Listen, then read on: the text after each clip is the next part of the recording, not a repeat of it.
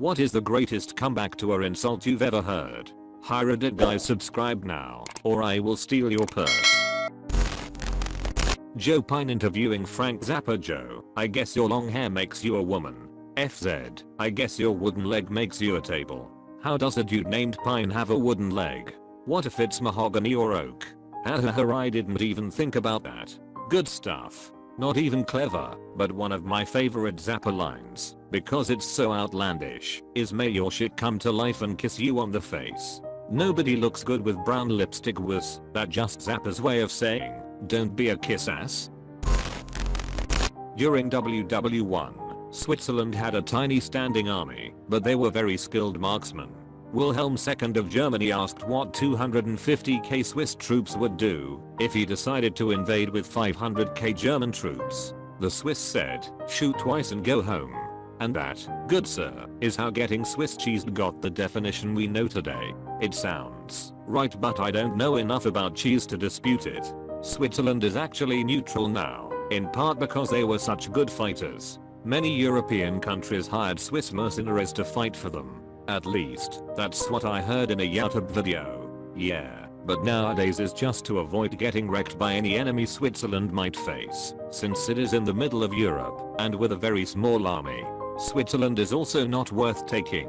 There's nothing there to justify losing hundreds of thousands of men in the Alpine passes to Swiss artillery and marksmen, even if you do take the country. Is Switzerland a country that has demo set up on all major entrances/exits and enough bomb shelters for the entire population? Yes, there used to be explosives in every bridge and tunnel in the mountains and close to the border, but not anymore.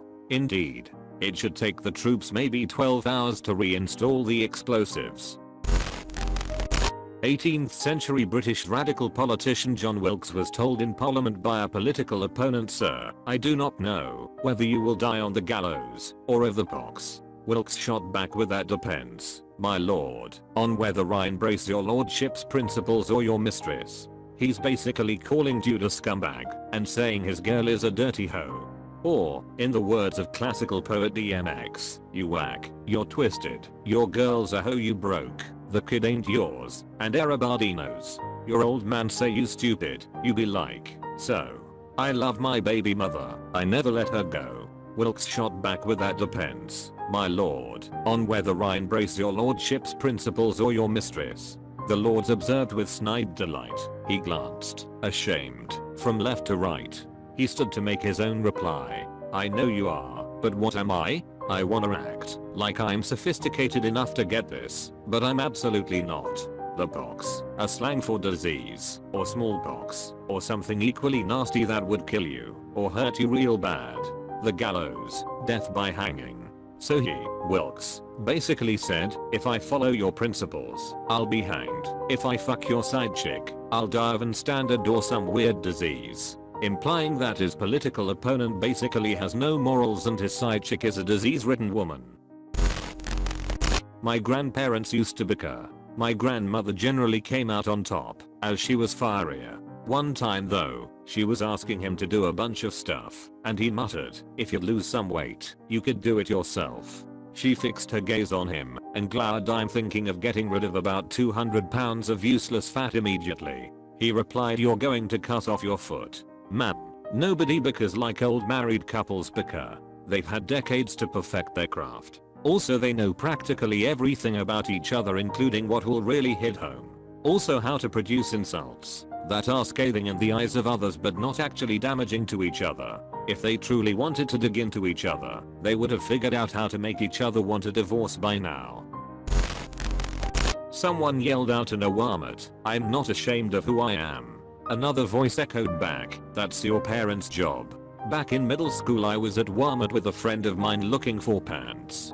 Being a tomboy, I like to wear baggy boys pants, nor did I wear MacLoop. Another kid came up to me and snarkily asked PFFT, "What are you, a boy or a girl?" And without missing a beat I responded, "Why?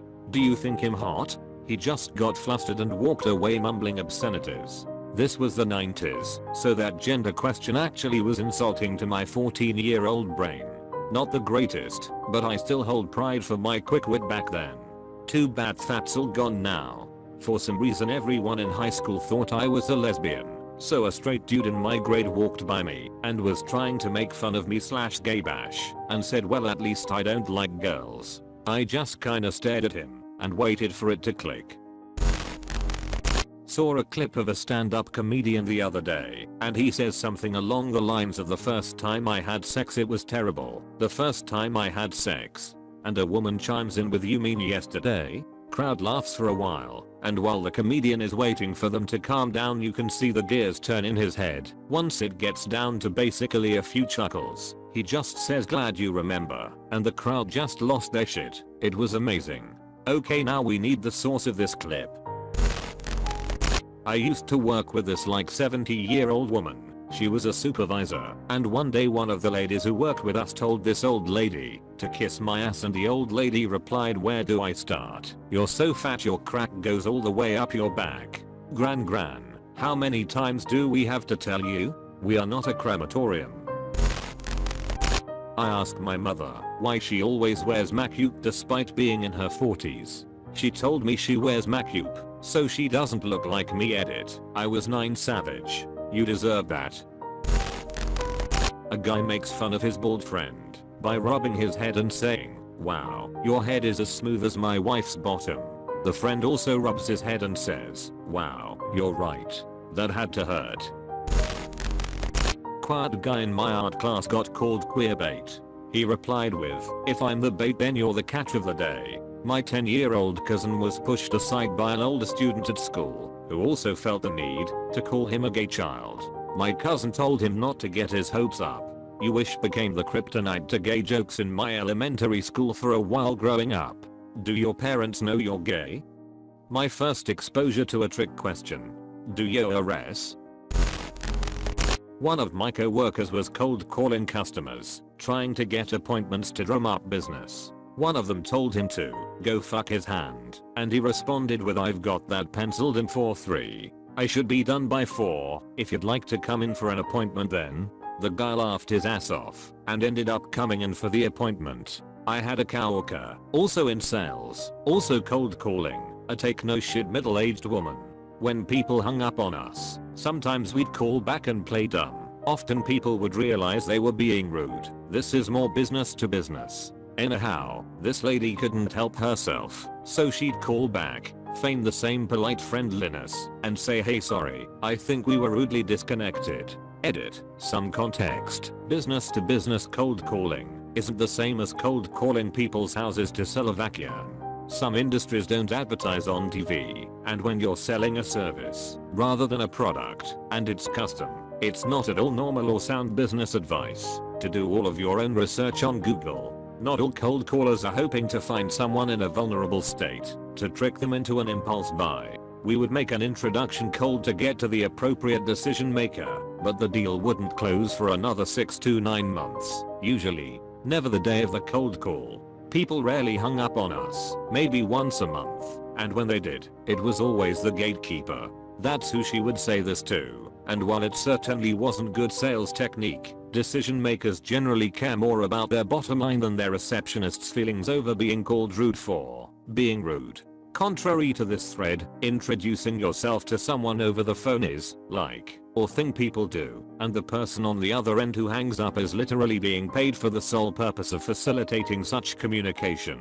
Also, assuming everyone here is employed, your paycheck relies on one of 3 things: salespeople, advertising, or taxpayers. Receptionists get to pretend that's not the case, same as many of you, but their boss knows that they too rely on sales, advertising, and or taxpayers, without which we would have no small business or competition of any sort. What I'm saying is, if you hate salespeople, refuse to work for anyone who uses them. I'll wait. Let's not be myopic. In all likelihood, a salesperson helped you get your last paycheck, and you helped a salesperson get this. Your favorite products and your favorite company came into existence by annoying people sometimes. We're all in this together. No man is an island, and it's really not that hard to treat people with respect.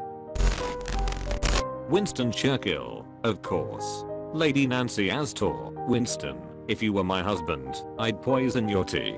Churchill. Nancy, if I were your husband, I'd drink it. Winston, you are drunk, disgustingly drunk.